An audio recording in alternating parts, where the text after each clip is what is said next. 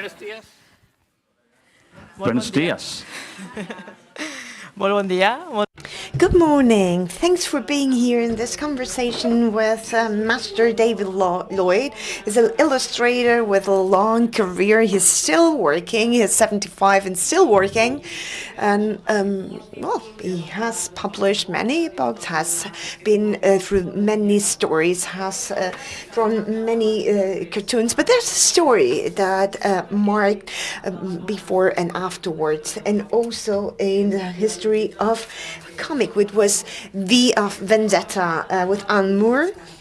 And in this story, he had great contributions with this aesthetics of Guy Fawkes. And then there's also the cinematic adaptation where he was also involved.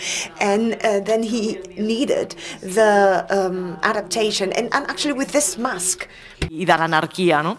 Y ello orgulloso. And his very work, he's really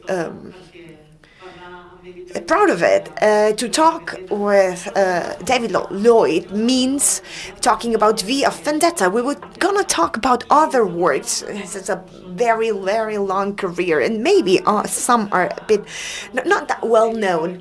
Let's start with David Lloyd when he was 12, 13, when he saw the strip cartoons on the newspapers and said, wow, in just this very few strip cartoons, I can tell a story. Actually, you never did comic strip cartoons, but what does it mean for you? In 4 pictures, you can tell us. Well, there's a lot of questions there. Well, if I talk about when I was a kid, that's where I really got my first inspiration to actually do comics, because I saw this incredible double-page spread comic strip called Wrath of the Gods, and it was all about Greek mythology, and it impressed me more than any other comics that I'd seen at the time, because it was totally believable. And that came about because the draftsmanship was fantastic. If I talk about it in film terms, the cinematography was great, the lighting was great, and it was so impressively done that it was like a movie.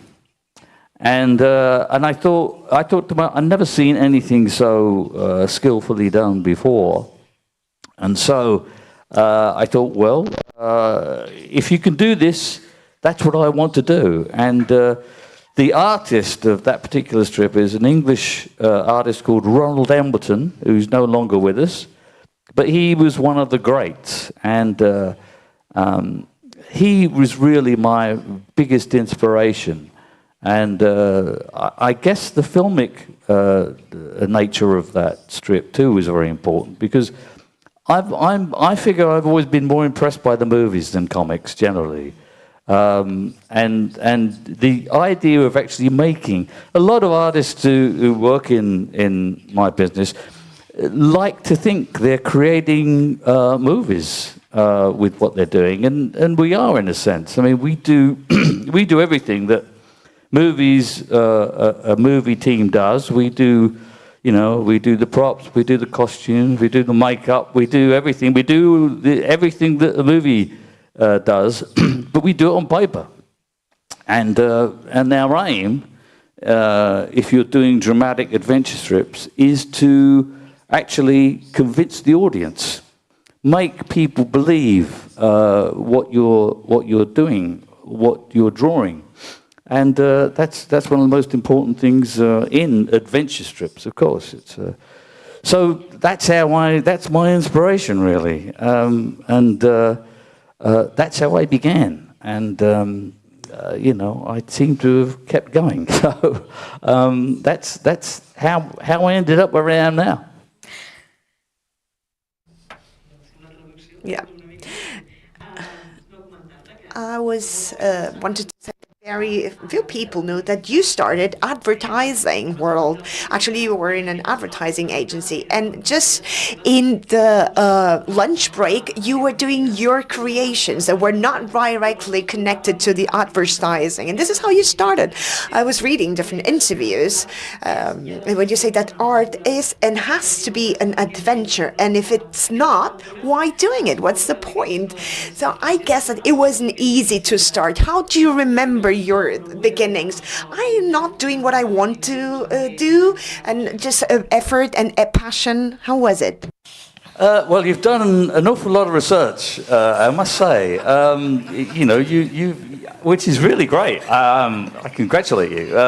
Yes, I did begin in advertising, and I always say that learning in advertising was a blessing. Because in advertising, you have to draw something to make people want to buy it. And essentially, that's what you're doing with a strip. You're, as I say, going back to this point, you're convincing people. You're selling a story to them that you want them to believe in. So, when I was in advertising, that was I never drew. I was only drawing simple things like refrigerators and tea sets. Nothing inspiring, and I wasn't allowed to do people. I wasn't allowed to draw people in this, and this is a long time ago now. I've been around for a long time, and this is when I was in a commercial art studio, and we just did a little bit of drawing, but some drawing. But later on, of course, it was all photography, and then. I was there at a time when computers were taking over, and a computer could do the job of 7 people in the studio. So everything changed then. But it was important. Advertising was important.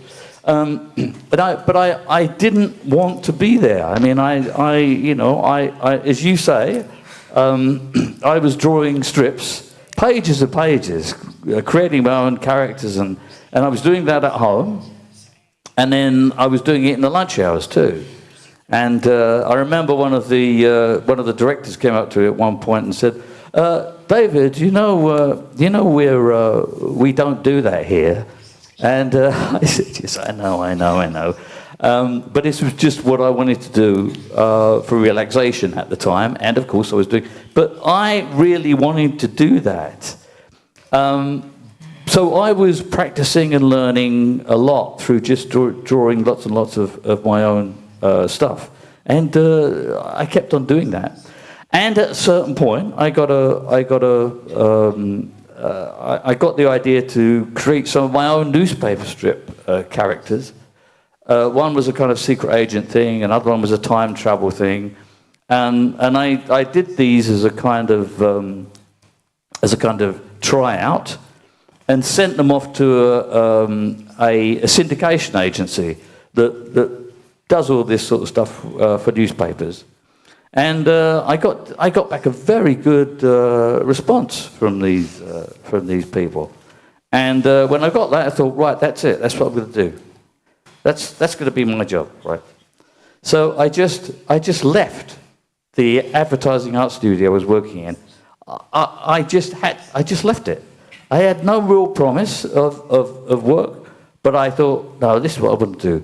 And I must say I've done things in my life like that before, well, since. That was the first really impulsive thing I'd done. But I did this, and I just left. And then, after I'd left, I got this extra letter back from them saying, from somebody else in that syndication agency who'd obviously had a different viewpoint. And he said, this is very good, but we're not ready for this yet. So there I was. I just left my job and I had nothing. So I ended up doing part-time jobs for about 4 years, 2 different part-time jobs for 4 years. And during that time, studying to become better, because I knew I had some skills in what I was doing, but not enough. So I spent a lot of time learning my craft more and drawing more, and eventually I got a break, 1977, same year that Star Wars came out, and that was the time I began my real career in the whole business. But it was a long wait. Those 4 years. I think when you want to do something and you're doing part-time jobs because it's a step towards what you want to do, it's frustrating. But what you have to do is you have to switch yourself off somehow. Because if you spend all that time thinking, oh man, here I am working in this department store, if you thought like that, you'd go crazy. So you just have to do the best you can, study to be as good as you need to be to get in the job that you really want to be in, and just keep on doing that, and don't think how frustrated you are with your situation. And that's a very important lesson for everybody, I think, really. If you're in a situation that is difficult, you've really got to try and switch off from it, because you go nuts otherwise, if you don't. But I was in '77. I got my first break, and at the time there wasn't much competition in the comics business in England. So I was good. I knew I was good. I started off badly. My first job I did as a professional was terrible. But the editor was very kind, and I came back 1 year later, and he gave me another job, and I did a really good job on that. And the work, it was, I don't know how many of you remember the Logan's Run TV show. Well, there was okay, good. I did an annual, a book of strips and illustrations for the Logan's Run TV show, and that was, and I look back on that, and they're still good now. And once I'd managed to produce something that good that I could take to any publisher, that formed my career. You have to have that. You have to have that beginning, that solid beginning that means that you can make a career out of. And I've been very lucky since. I've been able to choose what I do, which is another thing. A lot of people in the business end up doing Spider-Man for 50 years or something, which is fine, and Spider-Man is great.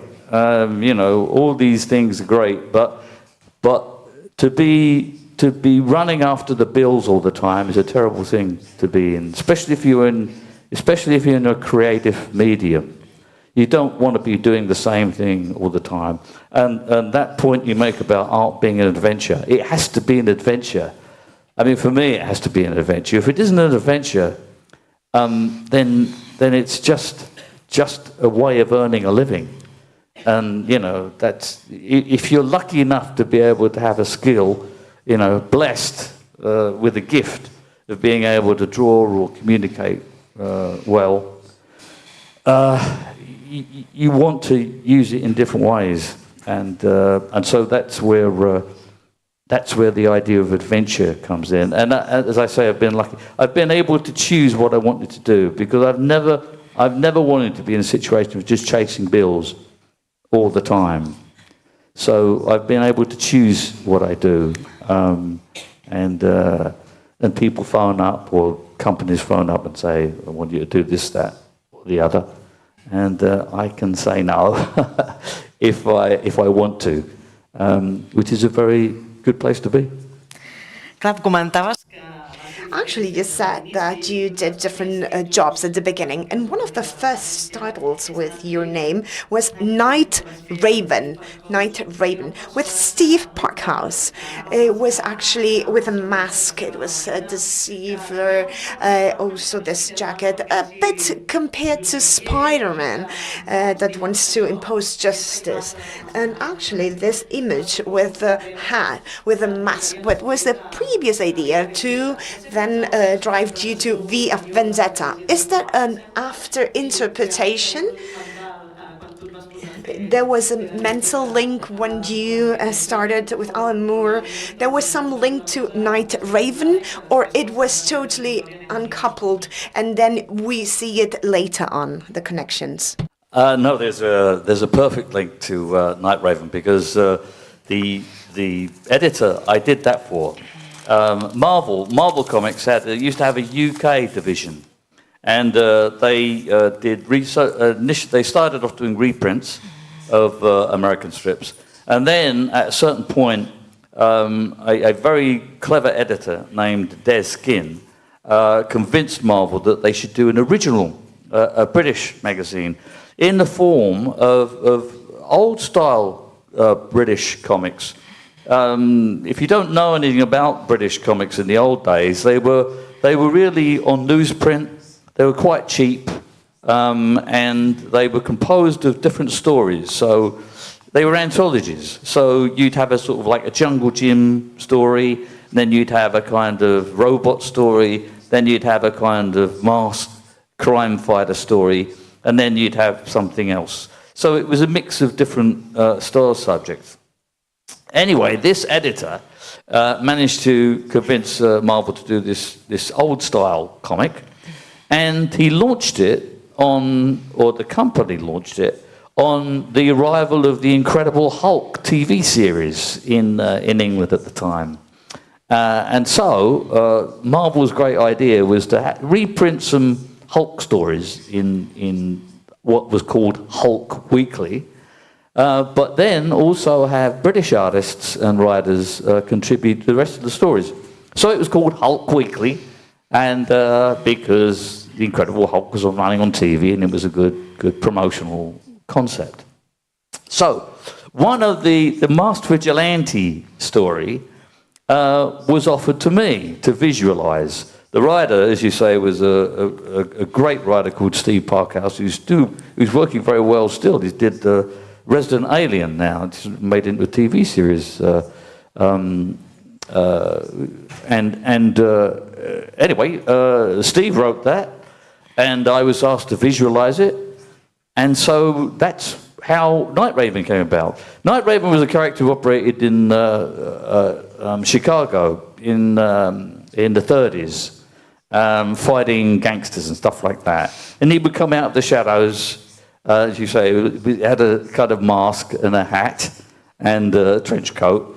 Actually, my idea was different. I wanted to make it more Marvel-like, actually, but I was overruled. I won't go into that. That's a story. Take some time. But I ended up doing this character, and luckily it became the most popular one in the comic, which is, you know, and actually that's where I got what you call a following. People started to connect to me to a particular style of work, and I was very good at what is often called chiaroscuro, the noir style. And it's something I love doing because I like that heavy drama. I mean, I just am attracted to that. Always have been. So it was very popular, and as I say, it became quite popular. I ended up working for that editor again when he moved away from Hulk comic and worked on Doctor Who Weekly, Doctor Who magazine, where I was asked to do stories not about Doctor Who, that was given to other artists, but I was drawing the backup stories. So I was drawing stories about the Cybermen and the Ice Warriors and the Daleks, all that stuff. And all these characters, the monsters that appeared in Doctor Who, they have their own kind of like worlds, they have their own life and dramas. And Silurians, that's another bunch that I was doing drawing for.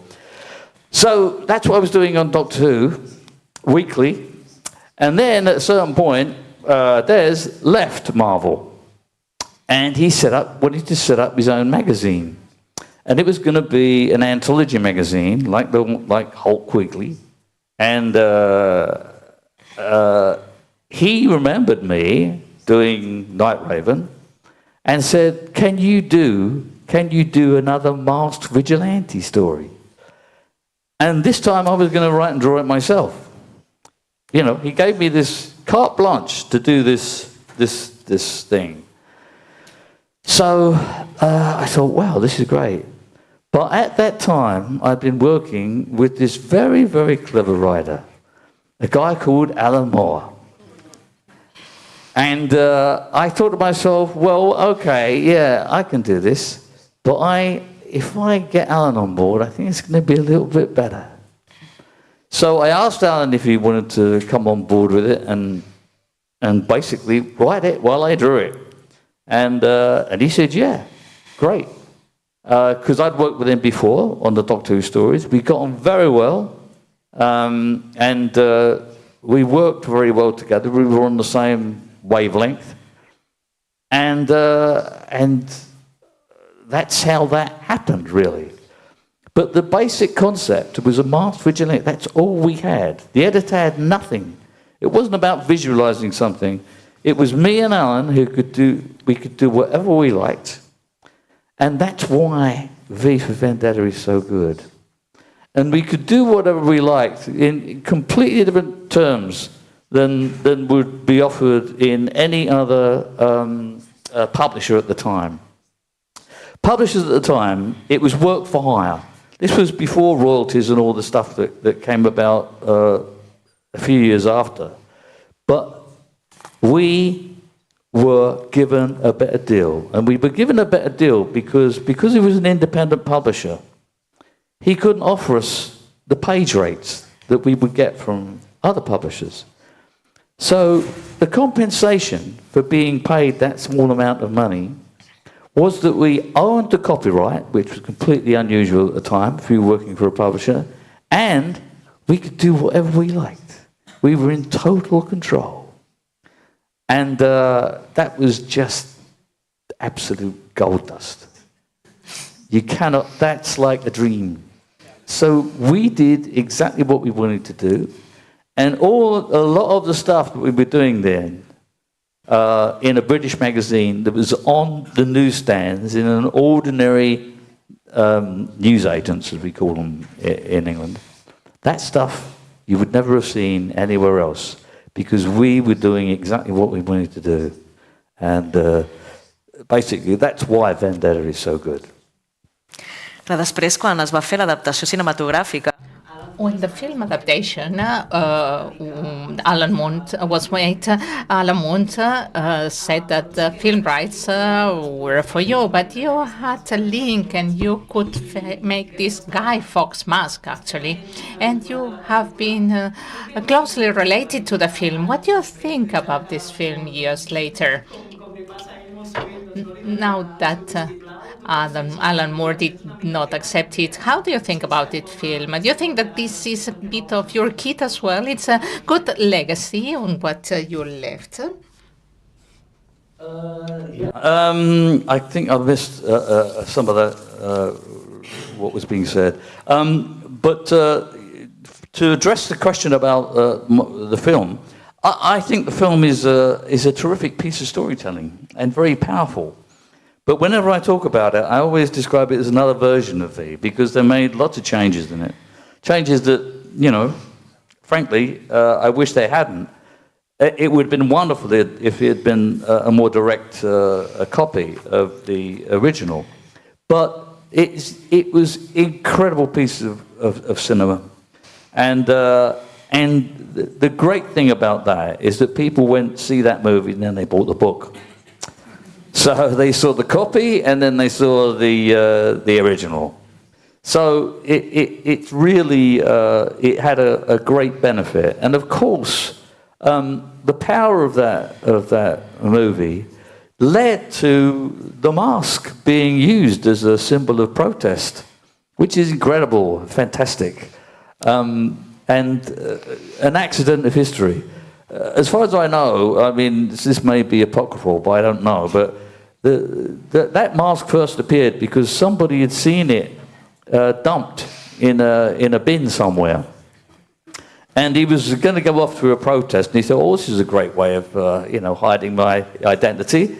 And he wore this mask, and that apparently, as I don't really know, that's the story about how that began.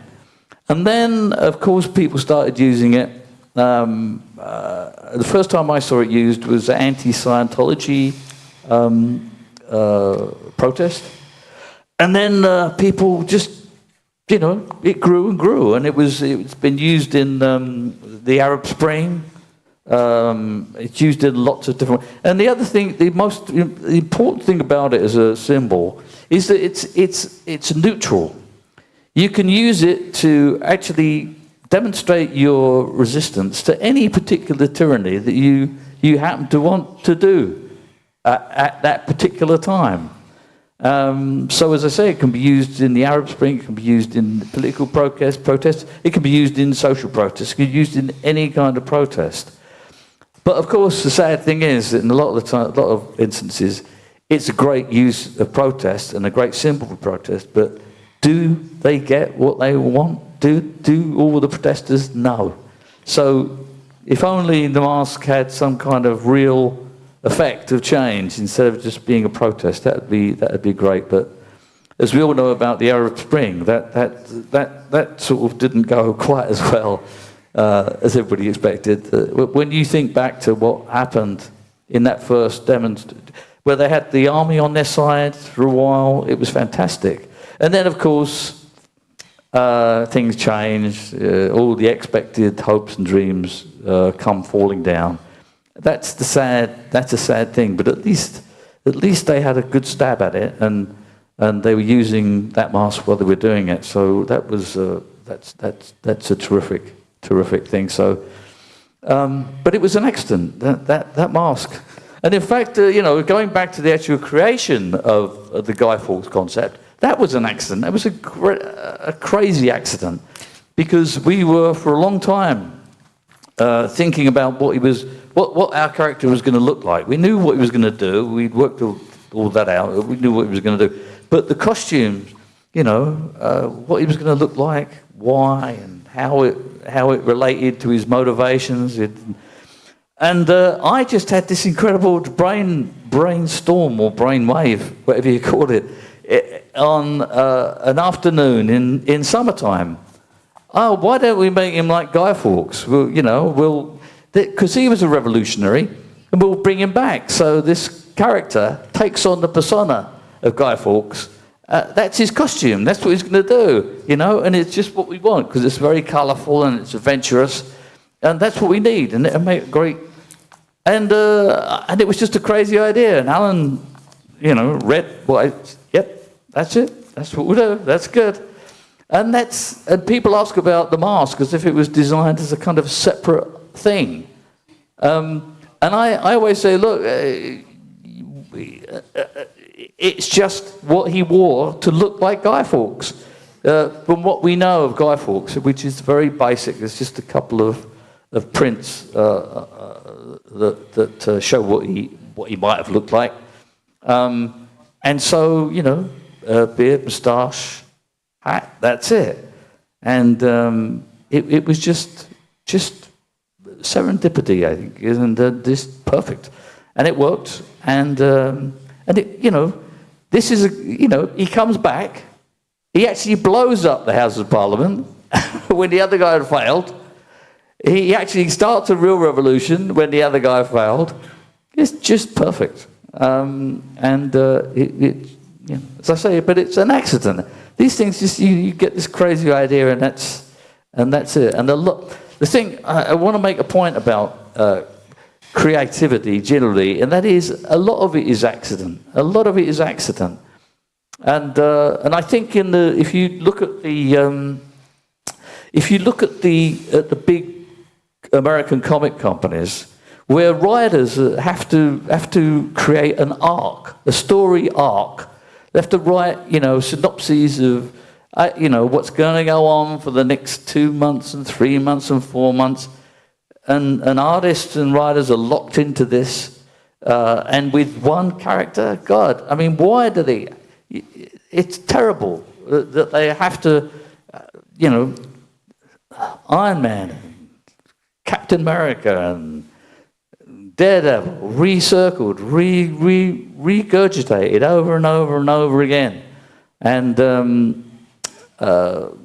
that's a kind of death of creativity. But that's another thing. I mean, I just want to say that creativity, a lot of things happen by accident. And if you are just telling the same story about the same character forever and ever and ever, there's never going to be an accident there. There just isn't. And if there is, you're lucky. I mean, in like Marvel and DC, it does happen sometimes. You get a brilliant writer who has a great take on characters, like, well, Frank Miller is an obvious example. And people like David Mazzucchelli come out of the woodwork. These are just moments that you're just glad about. But you've got to have accident in storytelling and creativity, because it's when you create something, it's alive, it's organic. If it can't grow, where's it going to go? Clar, després... After V for Vendetta, you got lots of projects. You've been talking about Jamie Delano, Garth Dennis, Warden Ellis, Hellblazer. But at a moment in time, you could create a Keep Back as a complete author, although you already created a small story, Alien Encounters, in 1986. Keep Back is your complete masterpiece, but it has not been truly respected, isn't it? Especially in the United States, it didn't have the proper promotion, and you were being very disappointed about it. Would you have done something different with Kickback? You still love it as the first day you published it, or maybe it turned into a non-specific good piece for you? Well, I'm glad to see you call it a masterpiece. That's really good of you. I am very fond of Kickback. It was the first thing I'd done that I'd been able to do completely on my own. And I'm a big fan of American movies like Bullet and Prime Cut and stuff, and that kind of stuff. And I just wanted to do something like that myself. And the thing about Kickback was that if you're a working artist and people are always phoning you up with a job, in that situation I had to actually not ignore any job offers, because if you do your own thing, you have to sit down and block off everything else. But I was determined to do that, and so I did decide to do it, and the first appearance of Kickback was in France. French publisher I knew, who gave me complete trust, which is something you also need if you're doing something on your own and on your own terms. You need a publisher who totally trusts you. And I had a great publisher who did that for me in France. So it first appeared in France, and second in Spain, as a matter of fact. But its main audience was going to be America in English, and I hesitate here because I don't want to tell you the story about how badly treated it was in America by its publisher. I don't know. I just have no idea why it was so badly treated. Dark Horse were the people who had it for English language, and they completely dropped the ball on it. They did not promote it in any way, shape or form. And the thing you have to remember is that book came out, Kickback came out, in the same month as the DVD of V for Vendetta came on the market. And the Dark Horse couldn't even use that promotional opportunity to do anything with my book. And when I realized this, I ended up phoning every comic store in England and in America. And only 1/3 of those stores knew the book existed, let alone ordering it or anything. And I decided, right, what I was going to do, I'm going to initiate a bunch of convention visits, and just go and promote it myself. And I managed to persuade Dark Horse to give me some money for it. DC to give me some money for it a little bit, because I'll be promoting V at the same time. And I just did that. But you cannot get back that beginning. When you have a book that you're proud of, and you expect the publisher to be proud of as well, and not spend... They were spending more promotion on a King Kong adaptation, which is of a movie, instead of an original work by the guy who did V for Vendetta. And I am still feel wounded about that. You know, you work on something and you do your best on something that happens to be a masterpiece, if you say so. and a publisher does nothing. And to this day, I don't understand why they were so stupid. And I feel so bad about it. You know, if Dark Horse goes out of business, I will dance on their grave. It is really, but that's it. You've got to, creators, I'm not unduly sensitive, but that killed me, man. That killed me. And but you asked about what I could do with it now. It's on Amazon now. You can get it Kindle and read it that way. I would like to see more done with it, but and another movie maybe, that would be great. In fact, when we were doing the press junkets of V, the movie, because I did some of those, and that's a great experience too. You're in the company of John Hurt, Natalie Portman, and all these guys.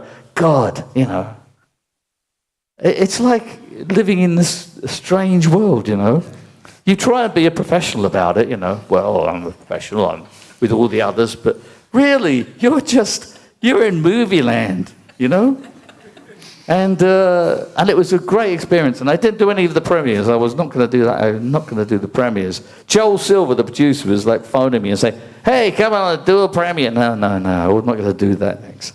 But it's really great to be in that company. But anyway, when we were doing that, at one stage, Joel Silver said, "Should we do Kickback?" And I said, yeah. Anyway, that never happened, and I'd love to have seen them do that. But anyway, that was... I don't know what I'm going to do with it now. I have no idea. If I do, I may be able to... It'll come out online. A special from... Because, you may be mentioning it at some point. But my current occupation is publishing an online comic art magazine called Aces Weekly. That's all I'm doing. And I'm doing that because the world of comics is shrunk, actually. It shouldn't be. In England and America, it's all comic stores. When in the 50s, it was mass. It was a mass audience. People would buy comics like magazines in America in the 50s. And then when it ended up in the comic stores, it became a collectible item. And if there's not a comic store near you, then you're not gonna go and look for it. And anyway, that's what's happened to comics. But the comic medium is so great. I just want to see more people buy it and buy it online and look at it. I mean, I don't want to change. I'm not interested in changing the language of it. The language of comics is fine. It's been developed over decades. So what we do with Aces Weekly is we just put a page of comics on screen instead of on a page. That's it. It's a page of comics, but it's not on paper, it's on screen. That's all we do. But people love paper. They are in love with paper, and I've spent lots of time, years, trying to convince people that that's not the only way to read comics. And we all know about webtoons and stuff like that, but this is different. We just, you should be able to appreciate the art and storytelling of comics on screen. It looks the same, you just click instead of turning the page, but I have a tough time convincing people of that. But I'm dedicated to keep doing it, and you should be given a flyer of some information about it when you leave, hopefully, and so you can find out more about it. But as I say, that's kickback is maybe I'll do that, but I don't know. Se'ns acaba el temps. Podries... We are running out of time. We could continue talking for another hours because David Lloyd's path is eternal. However, does anybody have any question?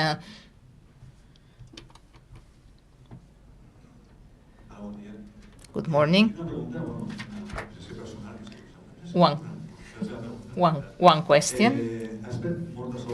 You made a lot of works for Karen Berger, but not as many as I thought you would produce. You published Vertigo. You became Steve Dinnon when you made a picture, but it wasn't that because you didn't have the opportunity or because Karen Berger thought about you. How did it happen? I mean, now that I have got you in front of me, maybe you could explain it to me a little better. Okay. Okay, it was going off there for a minute. Yeah, I loved working with Karen. She was great, and Karen really believed. I mean, she saw V for Vendetta, and it was being published in British, in the original magazine it originally appeared in. And Dick Giordano, who was the executive, everybody loved V, and they wanted, given an opportunity, they wanted to have it at DC. Yeah, great. I mean, I loved working with Karen, but I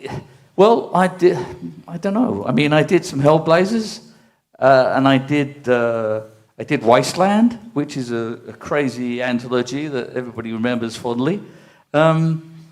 But it just about, I don't know, I just was probably never offered anything more. I don't know, it's an interesting point. I just have to remember what I did after V. Yeah, I don't know. That's a very interesting point. I can't tell you. If she had come along and offered me something, because she was a great editor, wonderful. I mean, God, Vertigo. That's Karen, and all that was wonderful things. All those fantastic opportunities that were given to writers like Pete Milligan and stuff, who were doing really crazy stuff, and it was all being tried. You know, it was the opposite of let's do another Daredevil or something. You know, it was like great. Vertigo was a wonderful period of publishing DC. And actually, I'm sorry, I'll just go a little bit more. I remember talking to Karen when Warner Brothers took over DC, and I said, "Wow, Karen, you know, it's gonna be great for Vertigo now because you'll have lots of more money. They'll be giving you lots of money." She said, "No, it's the opposite, David.